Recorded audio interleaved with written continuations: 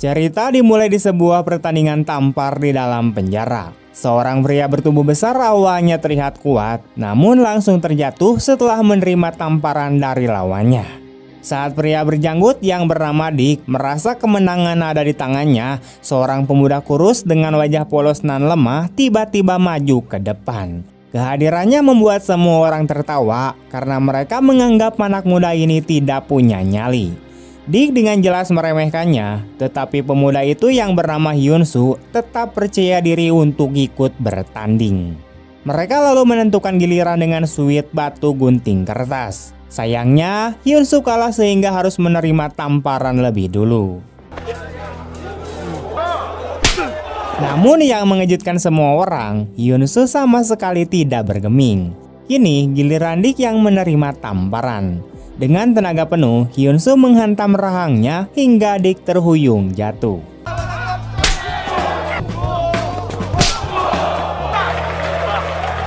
Merasa dipermalukan di depan banyak orang, Dick marah besar dan langsung menyerang. Tapi meski masih baru di penjara, kemampuan bertarung Hyun-soo berada di level atas.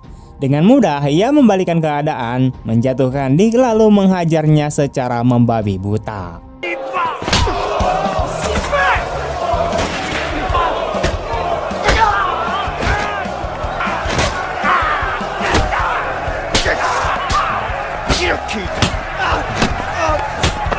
Dick hanya bisa terbaring tanpa daya, dan jika tidak dihentikan sipir, mungkin Hyun-soo sudah menghabisinya.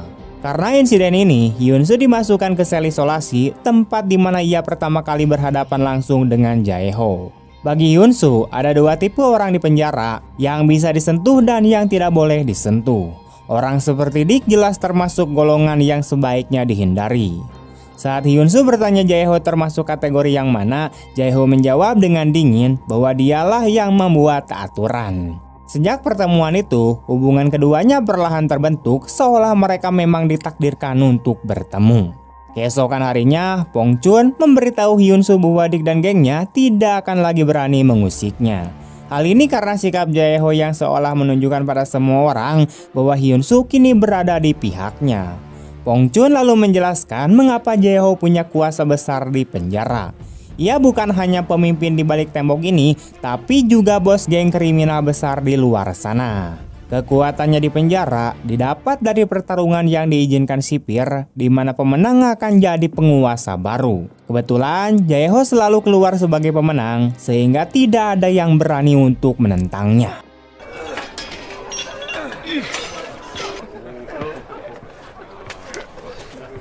Namun suasana berubah saat seorang tahanan baru kemudian masuk. Namanya adalah Kim Se-han, pria yang reputasinya bahkan lebih mengerikan daripada Jae-ho. Kehadirannya langsung menebar ketakutan, bahkan banyak narapidana yang menunduk ketika namanya disebut.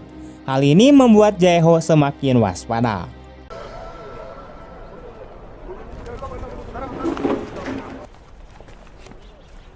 Hari berikutnya, Jae-ho memilih mendekatinya lebih dulu. Ia memperkenalkan diri dan menawarkan kerjasama untuk berbagai bisnis rokok di penjara.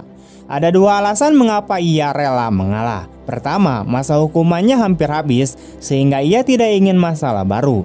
Kedua, ia perlu waktu untuk membaca langkah lawannya sebelum memberi pukulan balik. Namun, Se-han sama sekali tidak peduli dengan tawaran itu. Saat itu juga kabar buruk datang di mana Ho Jun, orang kepercayaan Jae-ho, ditangkap dan hampir tewas dipukuli kepala sipir. Dari sini jelas terlihat sipir telah bersekutu dengan Se-han.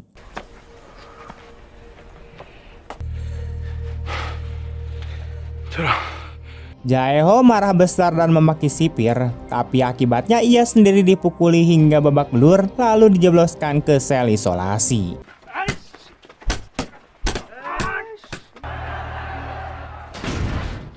한지호 이 새끼가 독종이라도 그 나이로는 어쩌지 못할 자 못오냐. 3 hari kemudian, ia bebas dengan kondisi lemah. Situasi semakin runyam saat Dick datang membawa senjata berniat untuk menghabisinya. Pada saat genting itu, Hyun-soo muncul dan menolongnya. Jika bukan karena Hyun-soo, Jae-ho mungkin sudah mati. Namun bukannya lega, Jae-ho justru curiga, di mana ia heran kenapa pemuda itu rela menolongnya, di mana Hyun-soo menjawab sederhana bahwa ibunya pernah berpesan untuk selalu membantu orang dalam kesulitan. Jawaban itu membuat Jae-ho semakin bingung, sekaligus melahirkan ide baru untuk membalas dendam. Dengan licik, ia mengajak Hyun-soo ke kantor sipir dengan alasan melaporkan penyelundupan. Hyun-soo menunjukkan ponsel berisikan bukti transaksi ilegal rokok milik Jae-ho. Kepala sipir yang bernama Gwon-sik kaget bukan main sebab barang selundupan di penjara memang selalu lewat tangannya.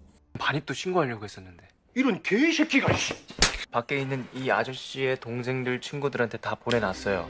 Saat Gwon-sik marah dan menampar Hyun-soo, Jae-ho justru balik menampar sipir. Barulah rencananya terbongkar, di mana ia sengaja menggunakan bukti itu untuk mengancam Gwon-sik, dan jika skandal penyelundupan terbuka, yang paling hancur adalah sipir sendiri. Terpojok, Gwon-sik akhirnya berpihak kembali kepada Jae-ho. Posisi Sehan pun kini tertekan, meski Jae-ho memilih untuk tidak langsung menjatuhkannya. Dari sini, Jae-ho mulai sadar bahwa kehadiran Sehan bukan sekedar kebetulan. Tujuan sebenarnya adalah untuk menghabisinya. Meski ia menyiksa Sehan habis-habisan, pria itu tetap bungkam.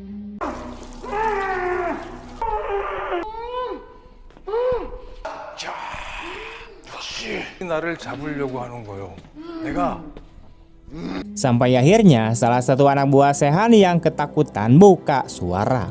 Ia mengaku bahwa dalang dibalik semua ini adalah Manchon, yaitu bos besar Jae-ho sendiri. Manchonlah yang memerintahkan agar Jae-ho dihabisi. Sebagai imbalannya, ia menjanjikan penyelundupan 5 kg rokok dengan pembagian 30% untuk Sehan. Mendengar pengkhianatan itu, Jae-ho terkejut sekaligus murka. Namun ia harus menahan diri dan menyembunyikan emosinya agar tidak menimbulkan kecurigaan. Di balik semua itu, ternyata Hyun-soo bukanlah narapidana biasa. Ia ternyata adalah seorang polisi yang menyamar. Misinya adalah mendekati Jae-ho, meraih kepercayaannya, lalu membongkar seluruh operasi gengnya. Hyun-soo menerima tugas berbahaya ini karena dijanjikan oleh atasannya yang bernama In-suk bahwa ibunya yang sakit parah akan mendapatkan donor ginjal.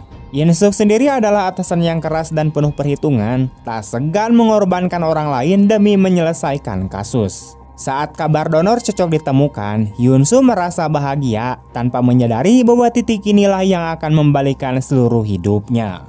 Seiring waktu, hubungan Hyun-soo dan Jae-ho kemudian semakin erat. 방을 옮겨줘요. 제일 큰 방으로. Hingga suatu hari muncul sosok Byung-gap, keponakan Manchon sekaligus rekan lama Jae-ho.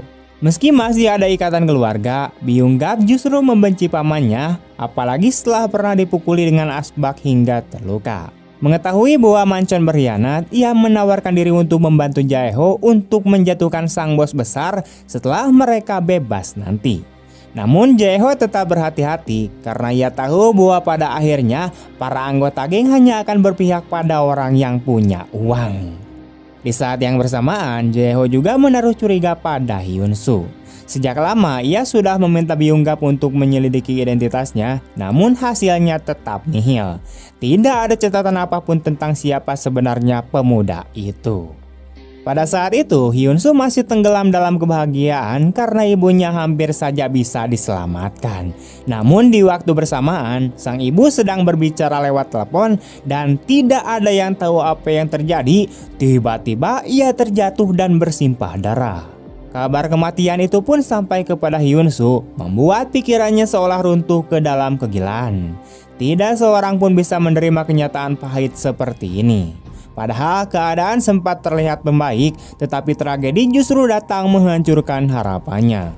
Dari kejauhan, Jae-ho melihat Hyun-soo meraung penuh rasa sakit dan hatinya ikut tiba. Malam harinya, Hyun-soo menghubungi In-suk.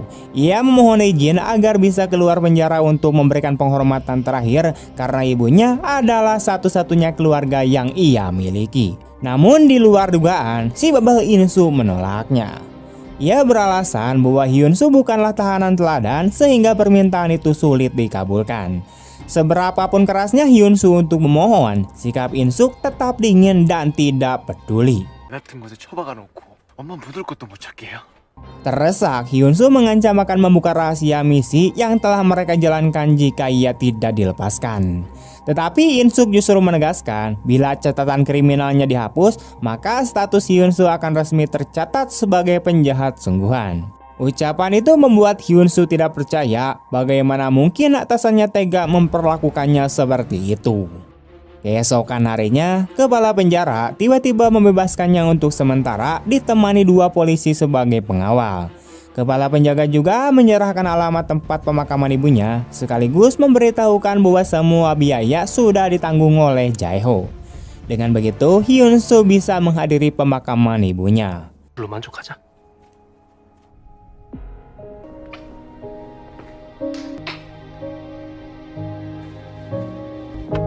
Sekembalinya ke penjara, Jae-ho langsung menghampirinya. Ia tahu di saat berat seperti itu, Hyun-soo membutuhkan seseorang di sisinya. Malam itu mereka berbincang, Hyun-soo baru mengetahui bahwa Jae-ho juga menyimpan masa lalu kelam yang membuatnya menjadi pribadi seperti sekarang. Dari sana, Jae-ho menasehati agar Hyun-soo tidak terlalu percaya pada janji, melainkan belajar merasakan dengan hati siapa yang benar-benar tulus padanya. Dengan begitu, ia akan tahu siapa yang bisa dipercaya. 미안해. 나는 우는 상황을 믿어야지. Kemudian Jae-ho bertanya apakah Hyun-soo bersedia menjadi juniornya setelah bebas nanti. Hyun-soo menatap pria itu lama, mengingat kembali bagaimana dinginnya atasannya, serta faktor bahwa Jae-ho justru banyak menuntutnya. Pada momen itu, ia tidak lagi sanggup menahan diri dan akhirnya mengungkapkan identitas aslinya kepada Jae-ho karena ia sudah merasa dikhianati oleh atasannya. Waktu pun berlalu, Jae-ho sudah lama bebas hingga tiba hari kebebasan bagi Hyun-soo. Begitu keluar, ia melihat Jae-ho sudah menjemputnya.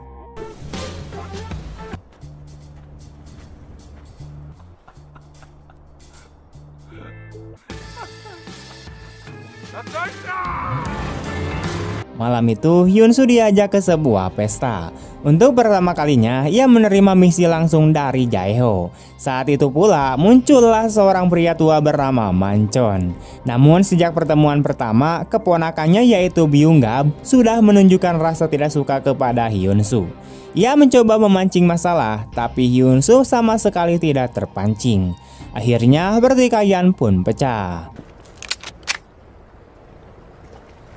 Saat Byung-gab hendak menghajarnya dengan botol bir, Manchon justru menghentikannya, bahkan memukul keponakannya sendiri di depan banyak orang. Namun keesokan harinya, Manchon memanggil Byung-gab secara pribadi. Ia memerintahkan keponakannya itu untuk menyingkirkan Jae-ho setelah transaksi besar yang akan datang. Transaksi itu juga membutuhkan sebuah stempel khusus agar bisa melewati pos pemeriksaan. Sayangnya, stempel itu berada di tangan seorang pria kejam bernama Kapten Choi. Manchon pun menugaskan Jae-ho untuk mendapatkannya. Tidak lama kemudian, Jae-ho bersama Hyun-soo mendatangi Kapten Choi. Pada saat yang sama, pihak kepolisian juga memantau setiap langkah mereka karena Hyun-soo masih terhubung dengan In-suk dan dipasangi alat pelacak. Polisi awalnya mengira Hyun-soo tidak akan mampu menghadapi Kapten Choi, namun ternyata mereka keliru. Hyun-soo mencoba membeli stempel itu dengan uang dalam jumlah besar, tapi justru tangannya ditusuk saat hendak mengambil uang tersebut. Pertarungan pun kemudian terjadi.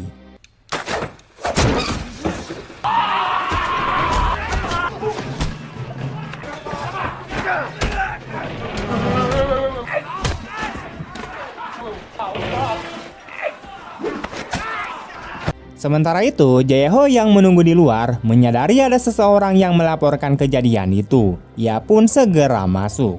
Byung-gab yang berada di luar terlihat tidak senang dalam situasi tersebut. Di dalam ruangan, Hyun-soo berjuang keras melawan lawan-lawannya sampai akhirnya anak buah Kapten Choi datang dalam jumlah besar. Jae-ho akhirnya ikut turun tangan. Ia tak lagi peduli dengan orang-orang di luar, yang terpenting baginya adalah keselamatan Hyun-soo. 가끔 현장 뛰면 재밌어.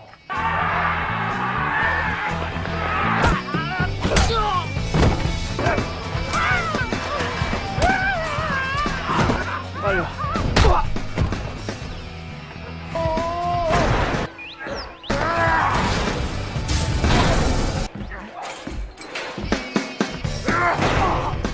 Hyun-soo sempat memukul seorang pria berbadan besar dengan senjata, namun pria itu sama sekali tidak terluka dan malah melemparkannya begitu saja.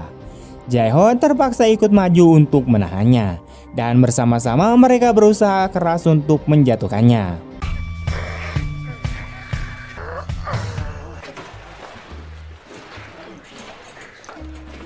Setelah pertarungan panjang, akhirnya kelompok Jae-ho berhasil mengalahkan lawan-lawannya. Saat keadaan mereda, Hyun-soo memperhatikan jam tangan yang ia pakai yang ternyata dipasangi alat penyadap. Tanpa ragu, ia menghentam pria itu hingga alat tersebut hancur. Berkat tindakannya, ia berhasil lepas sementara dari pengawasan para polisi.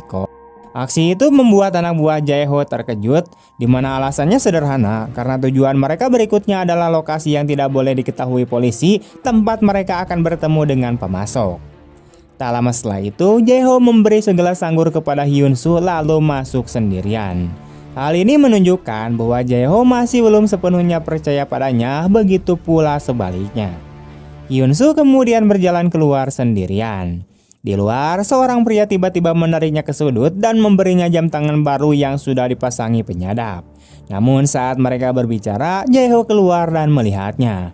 Dengan cepat, Hyun-soo memukul pria itu dan beralasan bahwa ia keluar karena bau di kamar mandi terlalu menyengat, jadi memilih buang air di luar, tapi justru diganggu oleh pria itu. Mendengar alasan itu, Jae-ho malah mengajar pria tersebut beberapa kali lagi hingga Hyun-soo harus menyeretnya pergi agar berhenti. Kenyataannya, di balik semua ini, Hyun-soo dan Jae-ho sebenarnya sudah mencapai sebuah kesepakatan. Dengan kata lain, Hyun-soo kini pada dasarnya adalah seorang polisi yang berada di bawah kendali Jae-ho. Namun Jae-ho masih belum sepenuhnya mempercayai Hee-sun karena hari itu ia sempat bertemu polisi seorang diri.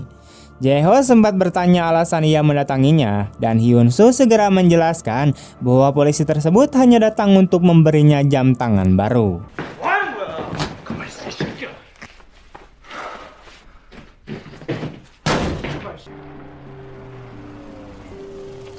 Jae-ho kemudian ingin menyampaikan permintaan maaf sekaligus berharap agar Hyun-soo mau mempercayainya.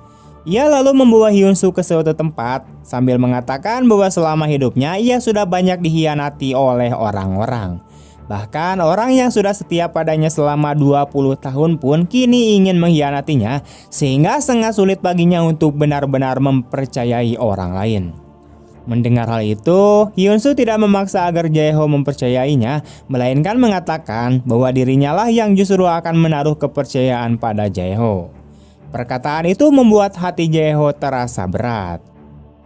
2 hari sebelum transaksi resmi dimulai, Byung-gap tiba-tiba melontarkan sebuah pertanyaan kepada Jae-ho, yaitu bagaimana caranya ia bisa merekrut seorang polisi.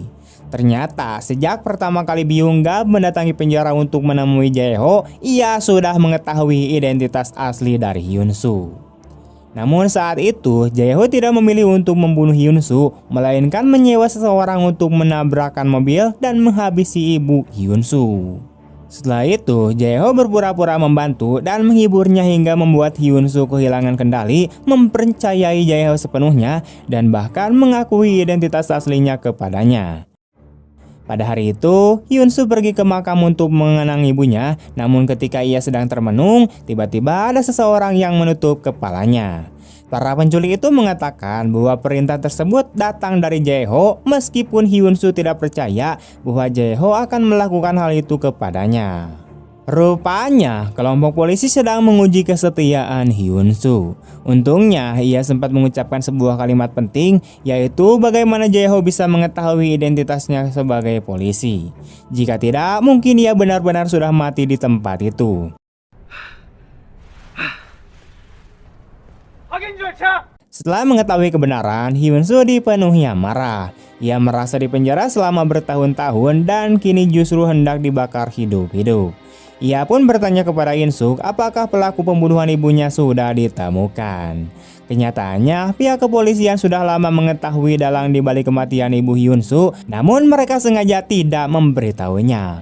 Hal itu dikarenakan bila Hyun-suk mengetahui kebenaran lebih awal, maka misi rahasianya sebagai polisi akan terganggu. Dengan kata lain, mereka sadar betul bahwa Jae-ho sedang menggunakan cara licik untuk memperdayai Hyun-suk, tetapi mereka dengan sengaja membiarkannya. Mereka juga mengetahui bahwa Jae-ho adalah dalang di balik pembunuhan ibu Hyun-suk, namun tetap membiarkan Hyun-suk terus bekerja di bawahnya. Setelah itu, Hyun-suk kembali menemui Jae-ho. Melihat wajah Hyun-suk yang penuh luka, Jae-ho hanya menanyakan beberapa hal singkat, tetapi ia segera menyadari bahwa Hyun-suk sulit untuk bercerita, sehingga ia pun tidak melanjutkan pertanyaan. Keduanya kemudian bersiap melakukan sesuatu yang besar, yaitu menyalakan kembang api. 나가자.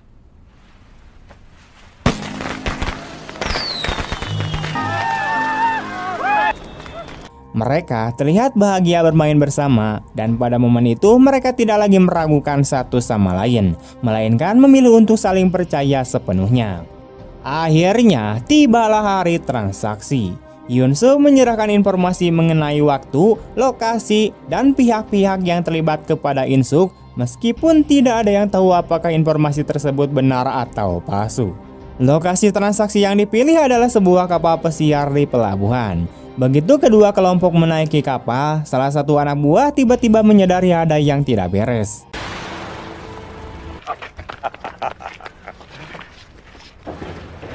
Tak lama kemudian, polisi muncul di hadapan mereka.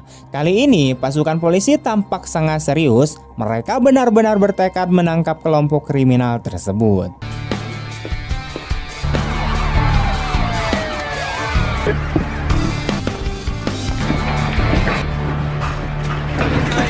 너들 무릎 안 꿇고 이 씨발놈들아.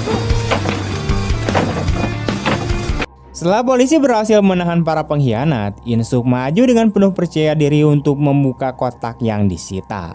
Namun ternyata tidak ada barang selundupan di dalamnya. Dengan rasa tidak puas, ia pun membuka kotak lainnya, tetapi hasilnya sama saja, kotak itu juga kosong.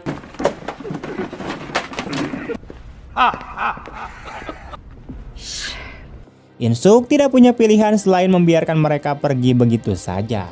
Kenyataannya, lokasi transaksi yang sebenarnya berada di bawah laut. Kedua kelompok pun mulai saling meragukan satu sama lain. Saat Manchon hendak mengangkat gelas untuk bersulang, Jae-ho tiba-tiba berkata bahwa ia tidak akan minum bersama mayat. Lalu ia menembak Manchon hingga wafat. Kini, Jae-ho berhasil mengambil alih seluruh kekuatan kelompok tersebut. Sementara itu, dari beberapa petunjuk yang ada, In-suk mulai menyimpulkan bahwa kemungkinan besar Hyun-suk sudah memihak kepada Jae-ho. Di sisi lain, untuk menghadapi In-suk, Hyun-suk sengaja memainkan siasat.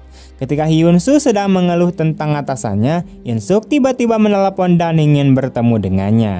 Mungkin saat itu ia ingin menunjukkan foto kejadian ketika ibunya dihabisi.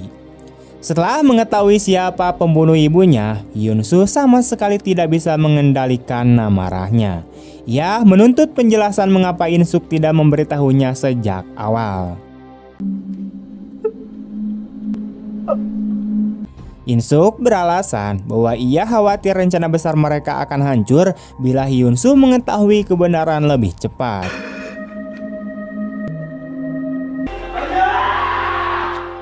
Namun pada saat itu, Hyun-suk sudah tidak lagi peduli pada misinya. Hal paling penting baginya hanyalah membalas dendam atas kematian sang bunda. Satu-satunya pilihan yang ia miliki saat itu adalah mengikuti arahan kepolisian. Hyun-suk kemudian segera menelpon Jae-ho, berpura-pura mengatakan bahwa dirinya sedang berada di bawah penyelidikan internal. Lalu ia bertanya apakah ada orang lain selain Jae-ho yang mengetahui identitasnya sebagai polisi. Pertanyaan itu membuat Jae-ho curiga kepada Byung-gap. Setelah itu, Hyun-soo memberitahu Jae-ho bahwa tim penggeledahan akan datang keesokan harinya untuk menyita barang-barang, sehingga mereka harus segera membereskannya dan membawa kabur barang-barang tersebut malam itu juga. Ia kemudian membuat janji untuk bertemu di tempat lama. Pihak kepolisian sendiri memang berencana memaksa Jae-ho agar lari bersama barang-barang selundupannya, sehingga mereka bisa menangkapnya sekaligus mendapatkan barang bukti. Malam itu, Jae-ho dengan sengaja memanggil Byung-gap ke kantornya. Karena sejak awal Jae-ho memang sudah curiga, maka terlepas dari apakah Byung-gap benar-benar berkhianat atau tidak, ia tetap sulit lolos dari kematian. Byung-gap sampai berlutut untuk menjelaskan, namun Jae-ho tetap tidak mempercayainya.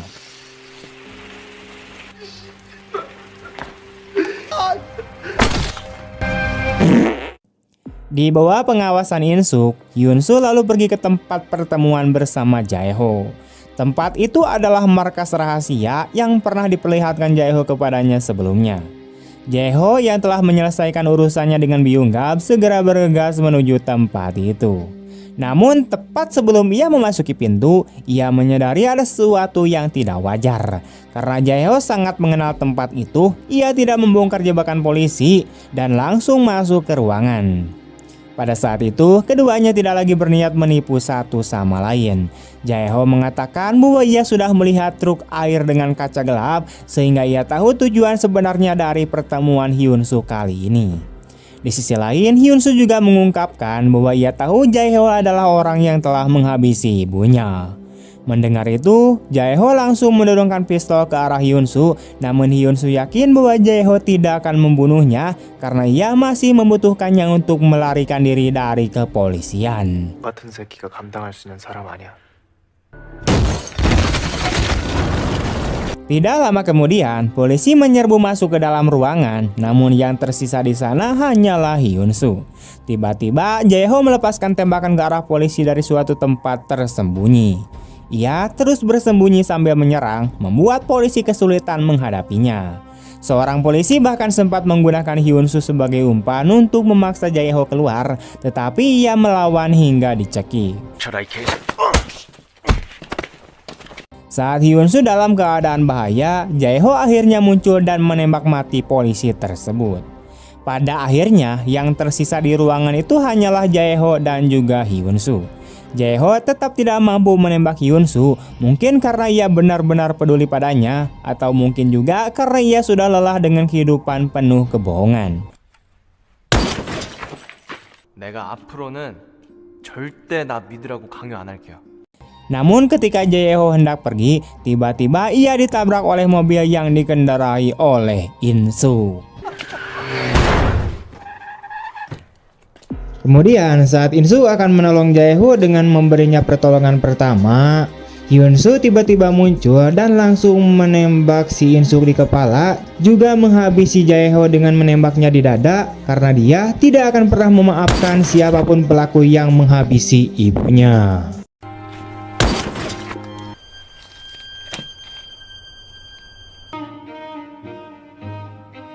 Tamat. Kebenaran terkadang tersembunyi di balik kebohongan yang panjang, dan pengkhianatan sering datang dari orang yang paling kita percayai. Namun pada akhirnya setiap kebohongan akan terbongkar dan setiap kejahatan akan mendapat balasannya. Kisah Hyun-soo mengajarkan bahwa keadilan mungkin datang terlambat, tetapi ia tidak akan pernah hilang. Sebesar apapun luka yang ditinggalkan pengkhianatan, hanya keberanian menghadapi kebenaranlah yang dapat membebaskan kita dari masa lalu. Oke teman-teman, terima kasih telah menonton sampai akhir. Mohon maaf jika masih banyak kurangnya. Dan jika kalian suka dengan video ini, jangan lupa untuk like, comment, share kemanapun kalian suka. Terima kasih banyak telah menonton. Sampai jumpa di video-video selanjutnya. Bye.